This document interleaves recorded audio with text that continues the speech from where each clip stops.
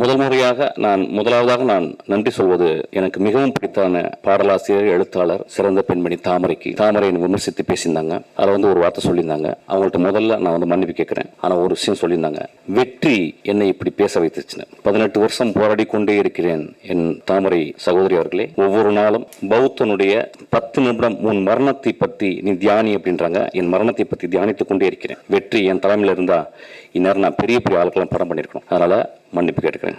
ரெண்டாவது, எனக்கு ரொம்ப பிடிச்ச மிகச்சிறந்த ஆளுமை லெனின் பாரதி. அவன் என்னை விமர்சிச்சிருந்தான். அது தத்துவ ரீதியான விமர்சனம்.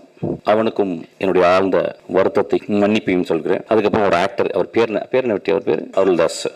அவர் ரொம்ப எனக்கு பிடிக்கும். அவர் மூஞ்சியை பார்க்கும்போது ஒரு பழைய தமிழ் உள்ள இருக்கும், ரொம்ப கருணை இருக்கும் ஒரு முகத்துல. அவர் கூட ரொம்ப நாள் ஒர்க் பண்ண நினைச்சேன். அவர் ஒரு 3 நாள் ரொம்ப கஷ்டப்பட்டு பெரிய ப்ராப்ளமாகவே ஆயிட்டார் என்னை திட்டி ஆக்சுவலி. அவருக்கு என் மன்னிப்பை தெரிவித்துக் கொள்கிறேன். அதுக்கப்புறம் என் மேல செருப்பை எரியணும்னு சொன்ன ஒரு நண்பர், அவர் தயவுசெய்து 2 செருப்பாருங்க, அது 8ஆம் நம்பர் எறிங்க, என் காலுக்கு அதான் சைஸ். அவருக்கும் என்னுடைய வருத்தத்தையும் என்னுடைய மன்னிப்பையும் நான் கேட்டுக்கிறேன்.